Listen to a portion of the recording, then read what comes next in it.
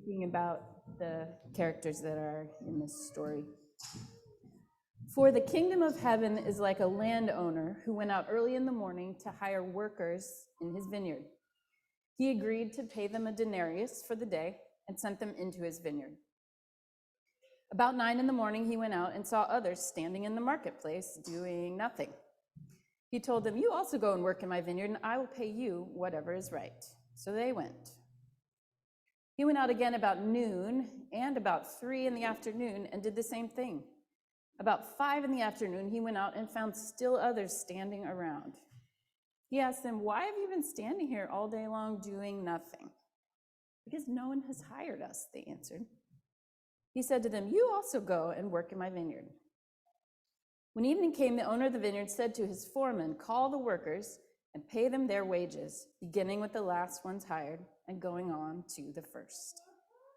The workers who were hired about 5 in the afternoon came, and each received a denarius. So when those came who were hired first, they expected to receive more. But each one of them also received a denarius.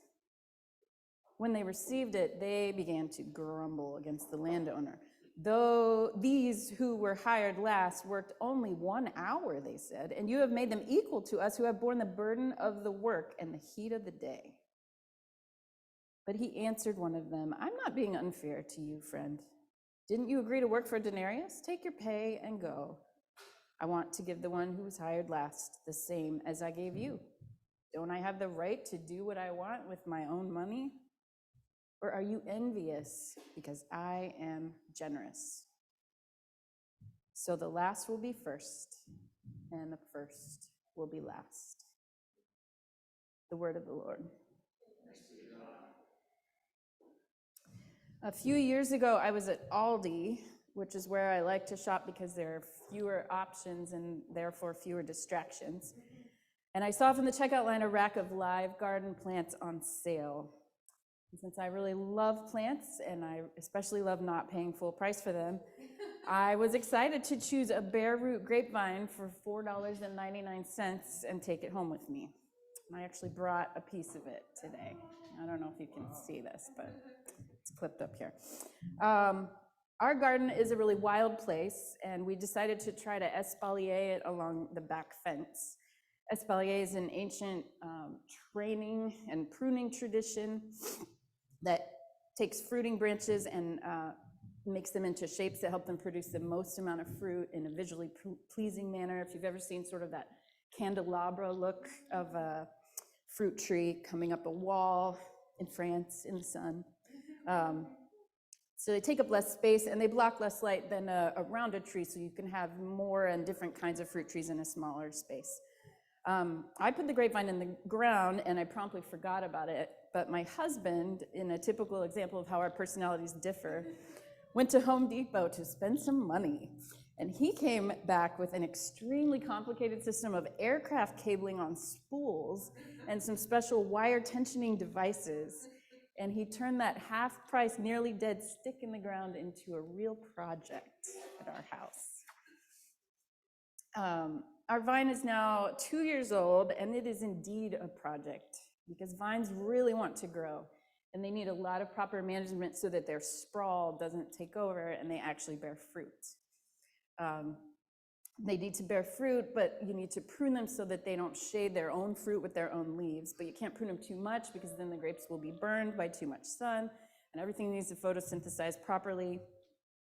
Our grapevine quickly ran out of fancy aircraft cabling and is now snaking its way both under and over the fence into the neighbor's yard, grabbing anything it can hold on to. So we have some learning to do about our personal vineyard. But when Yahweh talks about the nation of Israel in the Old Testament, it is often about the vineyards that they will have when they finally reach home after long journeys or exile. Or unfortunately, the vineyards that angry God is going to wreck and ruin when they continue to oppress one another or forget about God. Jesus picks a vineyard on purpose for this story, and it's actually the first of 3 parables that all take place in a vineyard, because he knows that the kingdom of heaven, or the kingdom that we say here now, is a community that has been in place long enough to plant fruitful vineyards and take care of them and celebrate the life and the food security that come from them. All throughout the Old Testament, especially in the prophets, Yahweh is talking about stability, longevity, care for the earth, wine for celebrating life and sacred moments when vineyards are mentioned.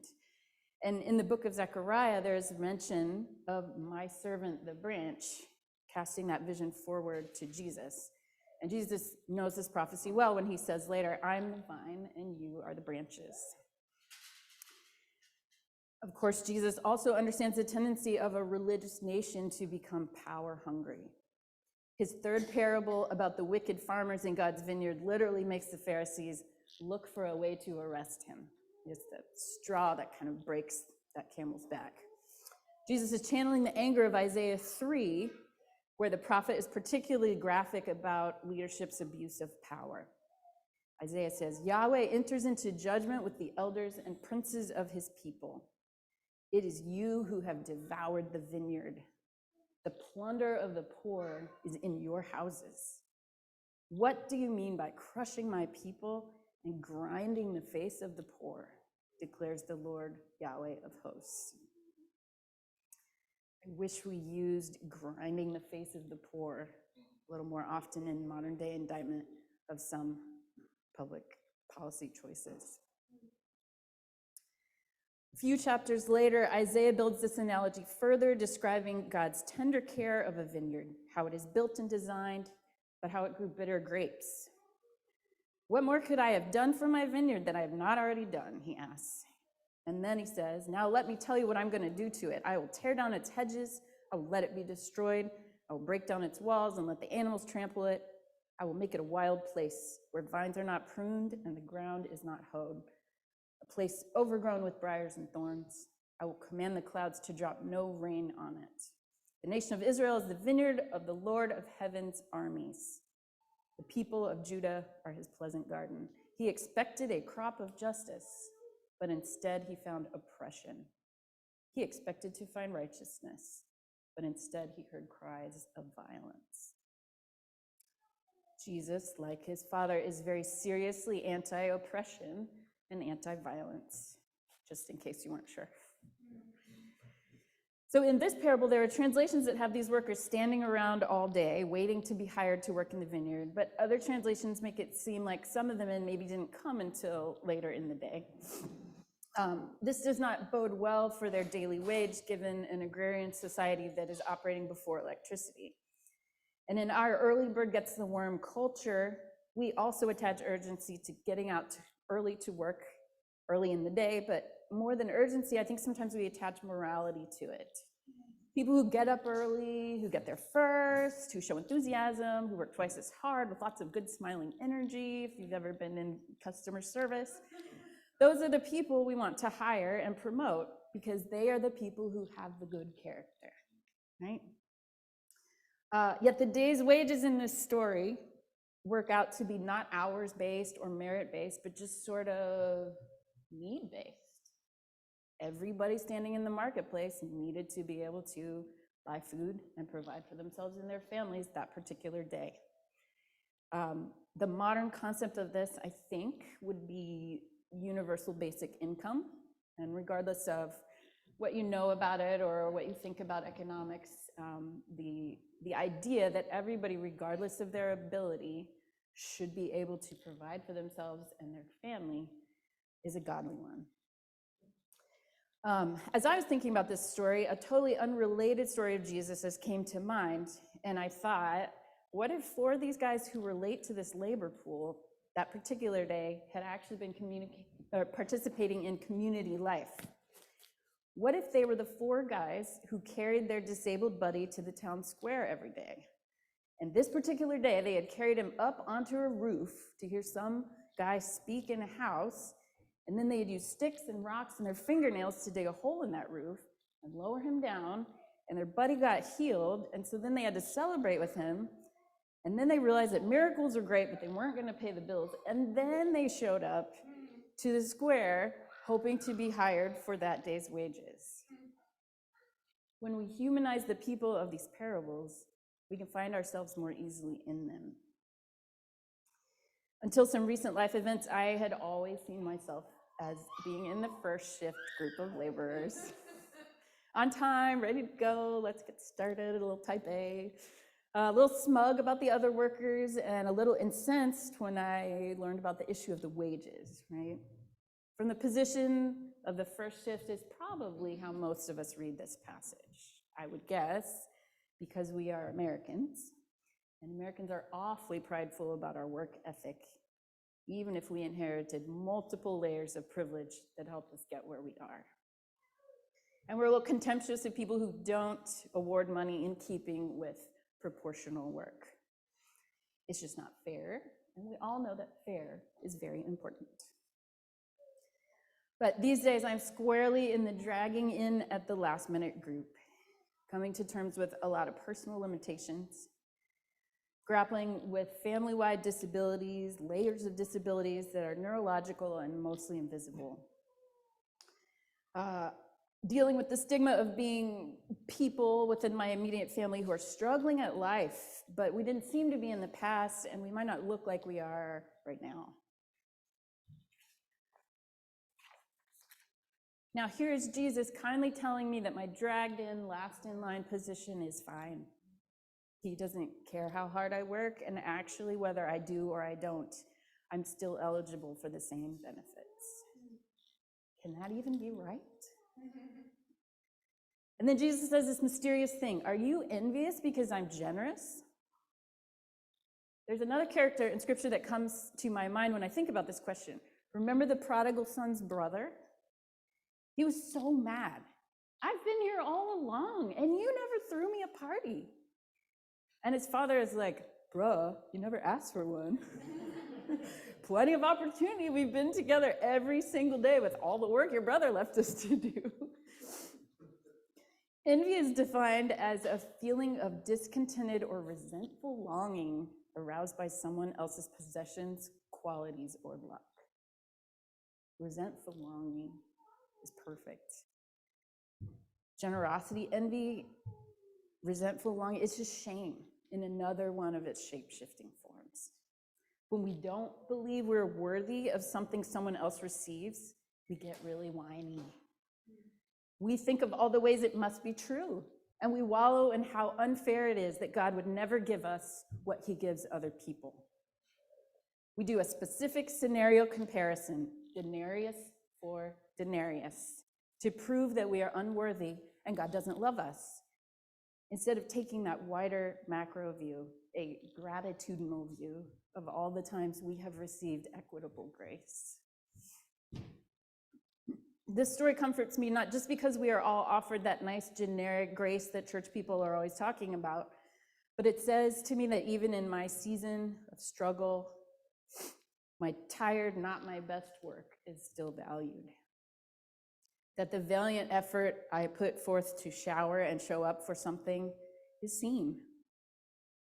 I hope it says to anyone in our community struggling with disability, with attention span, with juggling the needs of many people who all require their care, that they're seen and valued and welcomed to the cooperative ownership of a thriving vineyard. Addiction counselor and therapist Casey Davis found herself at age 16 in rehab for a year and a half, and then she went on to have a variety of wild life adventures, including being a missionary. But she came into her own as the pandemic was happening, when she had two small children, and she and her partner were in a very small apartment in the middle of the lockdown. She melted down trying to work from home, but eventually wrote a small book, which is totally ADHD friendly and trauma informed, called How to Keep House While Drowning.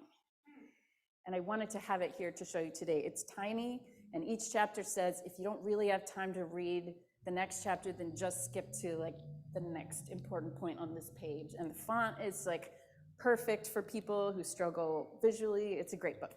Her website is captioned, Struggle Care for All the Self-Help Rejects.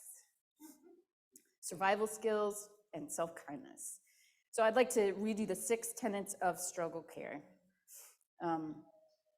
Number 1, care tasks are morally neutral. She says, being good or bad at care tasks has nothing to do with being a good person, parent, man, woman, spouse, friend. Literally nothing. You are not a failure because you can't keep up with laundry. Laundry is morally neutral. And you might laugh at this, but it was an absolute life-changing revelation for me when I read those words. Laundry is morally neutral. Number 2, rest is a right, not a reward. Number 3, you deserve kindness regardless of your level of functioning. Number 4, you can't save the rainforest if you're depressed. Number 5, shame is the enemy of functioning. And number 6, good enough is perfect. And you can read more about that. I think it's just strugglecare.com on her site. But, a local Anglican priest, Tish Harrison Warren, writes in her book, Liturgy of the Ordinary, a few years ago, a Sprint commercial proclaimed defiantly, I have the right to be unlimited. She says, this is the message we receive from our culture. No limits. Nothing should stop you, slow you down, or limit your freedom, not even human embodiment. But what if Christians were known as a countercultural community of the well-rested? People who embrace our limits with zest and even joy. So whether you are energetically bounding to the town square to be first in line for God's labor pool, or you're dragging yourself to the last shift after opening the bakery, or working overnight in the factory, or caring for small children, or tending to your sick parents, I hope you know that you are loved and cared for by the owner of the vineyard. I'll close this with a prophecy from Micah that is, again, anti-oppression, anti-violence, pro-community health. Then the nations will hammer their swords into plowshares and their spears into pruning hooks. Nation will not lift up sword against nation. Never again will they train for war. Each of them will sit under his vine and under his fig tree, with no one to make them afraid, for the mouth of Yahweh of hosts has spoken. Until that day comes, I pray that you can struggle on.